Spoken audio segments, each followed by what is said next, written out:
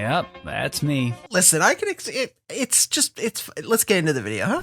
Today I'm going to build a river gate and a harbor port district for our spawn city. This will serve as the trade and export hub for the region. We're going to deepen the riverbed, put 2 ships here with 1 in the river, and 1 just outside a large gated entrance. 2 towers will sit at the front with large signal fires on top to light the way, and the harbor will be lined with a variety of shops, lights, cranes, storage areas, and little details. We'll also catch up on the quad perimeter project and check a few advancements off the list. I'm starting with the terraforming so we have a place to put the watchtowers. 2 large wooden doors will hang off of those and give us a good basis for the size of ship that could get down this river. Terraforming along the riverbanks will also help us find a consistent height for a wooden dock area. The riverbed is very shallow through most of this area, so we'll extend that down another 3 to 5 blocks almost everywhere, as well as expanding the actual width of the river itself at the same time. In a few areas where there are ravines in the river, I hope to block those up and create a more consistent bottom surface. My idea for the riverbanks is to mostly make them flat at one common level and then step up or down as needed away from the centers. That may not work out perfectly, but taking the time to remove an extra layer or 2 of grass and dirt will make all the difference. I don't want the harbor to be perfectly flat, but it'd be silly if it went up and down height levels like every 3 to 5 blocks too. I also think it'd be a good idea to set kind of an ideal width for the harbor and work from that. I kind of want to keep it somewhere between, let's say, 9 and 15 blocks wide. Any less than 9 and we aren't going to have room to put a shop and still walk past it easily. Any more and it's just unlikely to look even remotely filled in when I'm done with this project.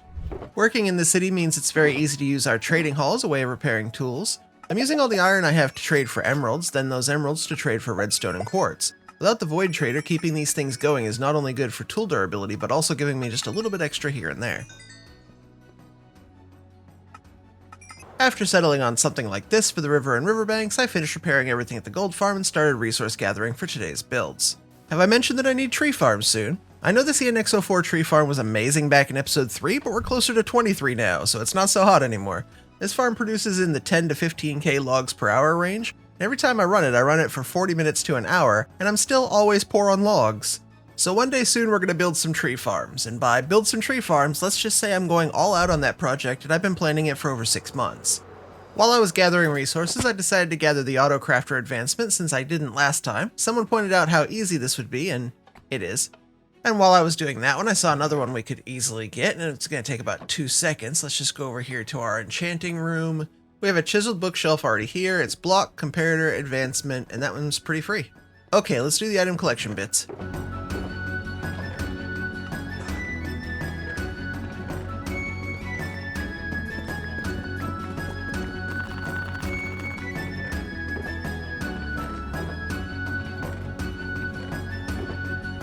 I've moved the resources for the first 2 towers down where they'll go, but before we get to building, let's catch up on the perimeter project. This week at the perimeter, I was offered a choice. I need to drain 4 trenches and then build the flying machine dupers that will break all the blocks. I could drain 1 trench and then build and run the TNT machine, drain another trench and then build and run the TNT machine, or I could drain all 4 trenches this week and run lots of TNT through all 4 edges next week. I chose that. So today we'll catch up on the progress of draining all 4 trenches in the perimeter. The first thing to do is lower each trench down to a common Y level. This will let me run the next machine smoothly and much further down, so a little extra digging goes a long way at this point. Flying back and forth to repair a gear a few times told me that we probably need a blue ice boat path out to the perimeter, but I'll do that another time.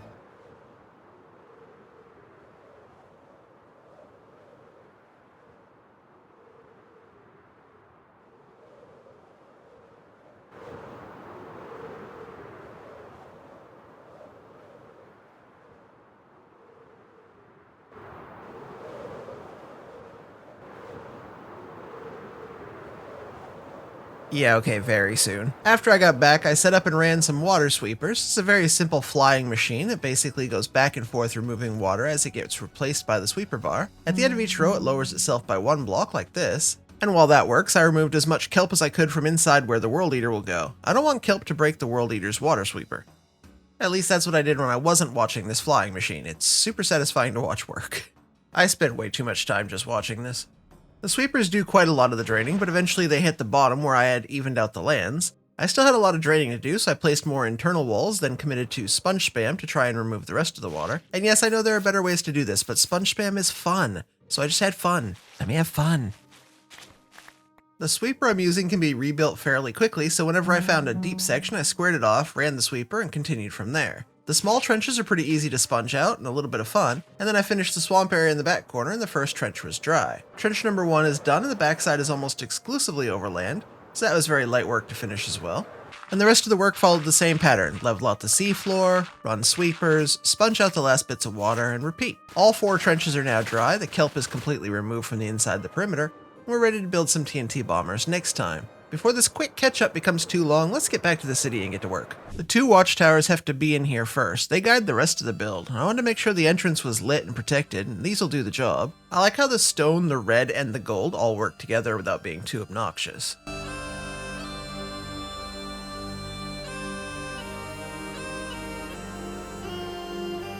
And the large wooden gate I've built here will allow the city to be closed off if necessary and open when possible.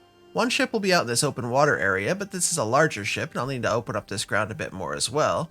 Okay, full send, full send, full send, full send. Woo! First try, too easy.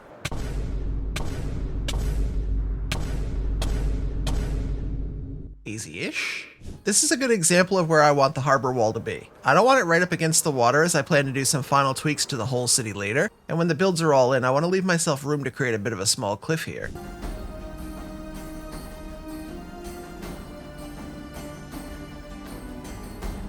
I'll add the whole wall on both sides in stone brick first, then we can go back and texture with mossy cobble, mossy stone bricks, and even a bit of plain stone. And then if I can wrap the stone wall around the terrain and keep it a bit natural looking, that would be for the best. And I decided to add another block to the wall mix as well. I'm going to add some cracked stone bricks in here too. I really love cracked stone bricks and they go quite well with the city hub, the main roads, everything we've already built.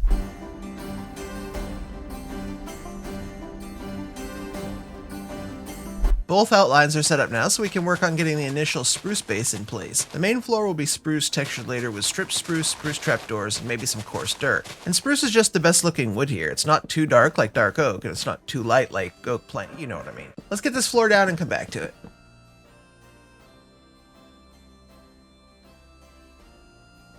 This is looking pretty close to exactly what I wanted. The harbor sits not on one level, but on just a few main platforms.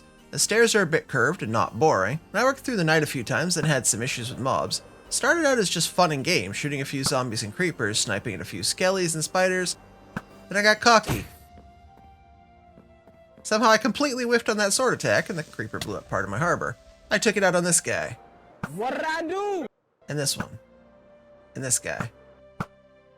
I needed a quick repair, so I hit the gold farm until I had a couple of shulkers of ingots just for fun. And it was back to work with more resource collecting for shops, lights, and other decor to add onto the build. When you're adding quite a lot of small details, you need quite a lot of different stuff.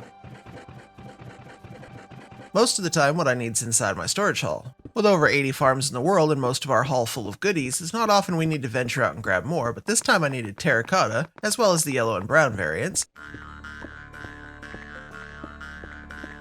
And for some reason I'm always out of hay bales. I want a few for the harbor goods and deliveries. I think I'm usually out because of target blocks. Who knew being a redstone heavy player would mean you constantly need wheat? And the thing I had to travel the furthest for, however, is something I should have already had, but somehow forgot to grab. I want a couple of dragon heads. I'm also going to model one of our boats later off of an end ship, so I thought I'd do some research while I was out here and have a quick look at the design. Grabbing a couple of dragon heads was easy. What's never easy for me is going to the end without end raiding. I have an addiction, please send help. Also, as much as I like the orange elytra when it's on me, I hated it in the end ship, so I might change it back at some point, we'll see. Why am I end raiding? So I may have gone to all the lootable areas in both cities that were close by, found a third city and hit that, and then decided it was time to head home. I do have a problem.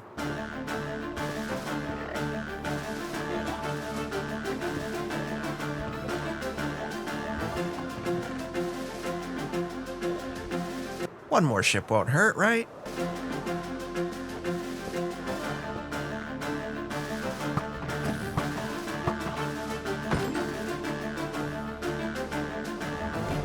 This is the result of my quick trip to get a dragon head. I ended up with an armor trim, 2 elytra, 6 bits of diamond gear, 8 shulker shells, and more. And it was blue orchids here, homegrown mud made right in storage, stripped spruce at our log stripper, and ferns from the spruce forest, and then I could get back to the building. I lied, I need mangrove. Have I mentioned that I need a good tree farm or 3 soon? I like mangrove, I hate harvesting it. Okay, this area is going to tie into the main road, so we won't worry about that part. Some of this is unnecessary. That's better. I have 7 shulkers of materials just to do 2 ships, the shops, and the rest of the decor, so let's get into this build now. These little lampposts are simple but effective. I'll design some bigger and better main street lamps, but for the corners of the dock and in between shops, this will be a nice way to add an extra little touch. I've placed 5 of these in, and after adjusting how I wanted them to look, was pretty happy. My first shop is a little candle shop. I know that one of the guilds for the main city later will be a candle maker, so having a little shop to showcase their goods on the dock seemed like a really easy decision. As with all or most of these shops, I've added a little bit of storage, a way in and out, and a simple but effective little building that would protect them and the candles from the sun while using mostly leftover woods. Candle shop probably wouldn't be as profitable as, say, an armorer, and they're a little bit less likely to have a big fancy shop. Next, I added this little textile shop. They sell string, wool, banners, and beds. The wool roof is part function and part marketing, as I included looms, storage, and a bit of display of their wares. I added campfires off the roof to look like a little overhang, and it'll keep more of the sun out and finish this build off. Right beside the textile shop is this storage center. The owners here are friendly with their fellow guild members, using a wool roof and displaying some of the first shop's candles. They have a variety of storages, including chests, barrels, ender chests, and the tools on hand to make more. You can already see the alliances starting to form in the city. In between builds, I added a few of these log piles to the harbor for a bit of ambience. I also fought off more mobs, this time without blowing anything up. After building a shop for the smiths, I worked on those bigger lampposts that I mentioned earlier. I wanted these to fit in with the Asian theme that I have going in the city, so we're going to decorate them a bit more than the simple ones from earlier. Adding this little stockpile with barrels, chests, brown shulkers, and other details creates this pile of boxes here. And probably the best box in the game is the bee nest, which looks like it has a handle and a lid. Other little details like this mid-sized cart do the same thing while adding life and movement to the harbor. I've kept all the details in a similar color here, so it isn't a loud piece that distracts, but a nice little detail that'll blend in as we fly around. It wouldn't be a Minecraft dock without a crane or two to unload the boats, would it? I've now added this one here, and we'll add another one just down the dock on the same side over here.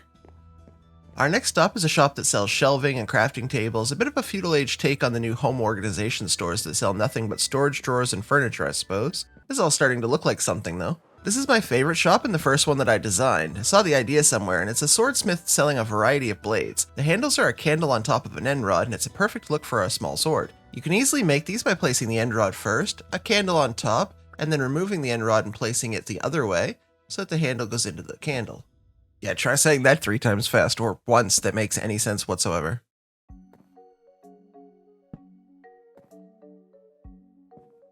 After building a larger separated storage area for a lot more barrels of imports, I got to work on the first of our 2 ships, the riverboat. This design is a twist off Baloo MCW's Japanese kitchen boat. I added this as the first of the 2 ships to the river and then based the second off the color palette for this one. What I wanted in both ships was a lot of detail and enchanting setup, basic survival workstations, a place to sleep and relax, and just a really nice boat to call home for the ship's captain. I also obviously think storage is important. You'll find that both ships have a lot of extra storage. With the ship's hull now in place, I also had a good idea of how deep the river would need to be for this ship to pass through, so I expanded in some of the areas I thought were a bit too narrow or shallow, and that's looking a lot better now. What an awesome little boat this is. Next up was the larger of the 2 boats. This one won't fit up in the river area, so I had to put it out in these more open waters. This ship is based off the end ship that I looked at earlier, and while significantly different in some ways, the entrance and mast locations will feel very familiar, as will the ship's hull. Inside, I've built the captain's quarters with a bed, armor stand, desk, some trophies and trinkets, and a new 121 painting on the wall. The main area is a carpeted lower deck, full level 30 enchanting station, anvil and grindstone, and tons of extra storage. I'm also adding more trade goods like pumpkins and melons, red mushrooms, and more all around the boat. Unlike an end ship, I'm going to add a full sail onto this as well. And this will be my first time ever building a sail, so maybe be just a little bit gentle with me. Once the second ship was built, I had to fly through the gates and down the length of the harbor. This is easily the happiest I've been with one of my builds in a very long time. The amount of life and detail in this build is something I haven't done nearly enough of in the past, and I'm really happy with it so far. And walking on the dock feels really fluid and natural. The paths around and past shops are lively and not yet finished.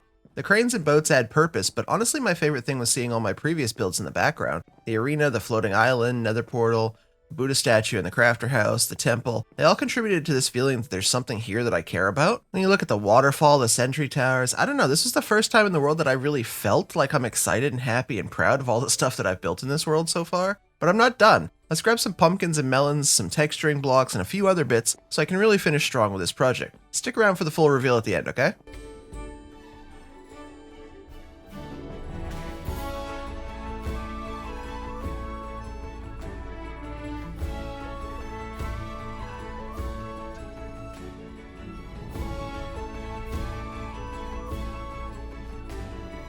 The finished dock is probably one of my favorite build projects I've ever done. It makes the city feel more possible to me, more real. Seeing all the previous builds as I worked here was really enjoyable, and every detail felt like it matters. The various shops, storages, carts, trolleys, packages, boats, cranes, lights, plants, they all add to the ambience, and it's a really pleasant, not overcrowded walk down each side. The 2 boats feel cozy and have a lot of detail and life on them. There are seats and storage and desks and so much more to see in each one.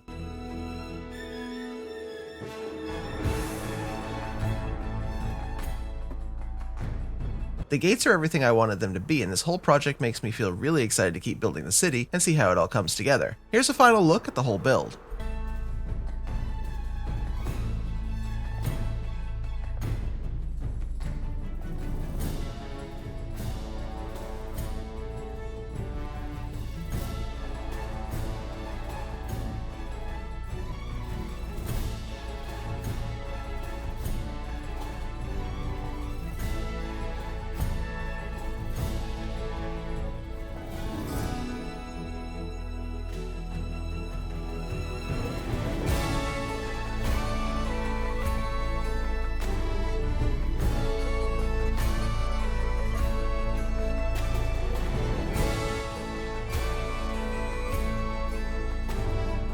That's all I have for today. I'm one happy Minecrafter this time. Next time we're going to build a couple of farms and blow some stuff up. In-game. I'll see you then. Goodbye.